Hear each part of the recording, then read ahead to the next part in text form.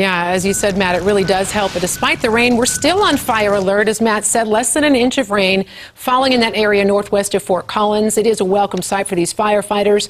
But the fire's not out. 7 News photojournalist Major King took a trip to the fire lines.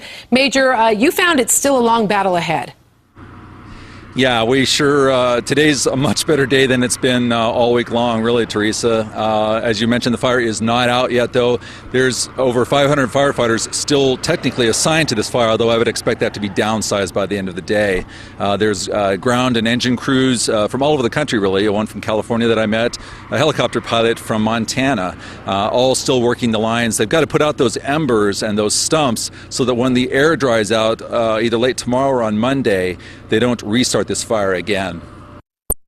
The weather is cooperated, and it's definitely going to assist. It's early in the morning, and the Feather River hotshots from California are readying for the day. But this is pretty much what's left of the fire. With the overnight rain, their job is made easier, but it is by no means done. So they're going to check to make sure that there's no embers, there's no burning logs, or no heavy material that could roll into the green after this weather goes away, because we know that it'll only take a couple of days for the sun to be out, and we'll be right back to the conditions we were in before. They're part of a ground crew aided by a rare female helicopter pilot flying in some of the most extreme conditions imaginable. You know, we just kept our cool, listened to air attack, and did what they wanted us to do. Just drop where the ground needed us and just keep doing our cycles over and over until they wanted us somewhere else, until they needed us to cool off another spot. Do you consider it dangerous? You know, driving your car is more dangerous to me.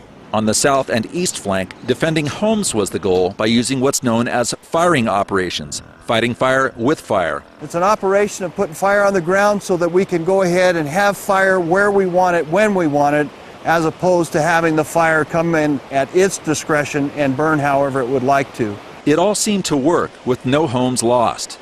Mother Nature providing the biggest weapon of all. But it's supposed to get hotter and drier tomorrow and dry out. And coming back live now, you're looking at Grey Rock Mountain.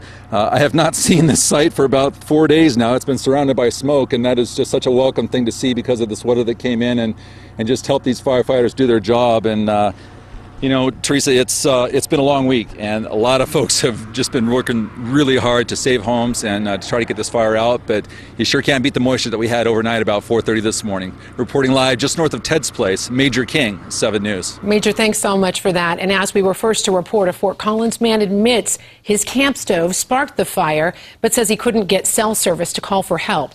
James Weber says he was camping along the Hewlett Gulch Trail on what's now the fire's west side when his camp stove blew over, sparking the now 7,600-acre fire. Weber says he had to leave the area to call for help when he couldn't put the fire out himself. Weber faces a $300 fine. The Forest Service is also pursuing restitution.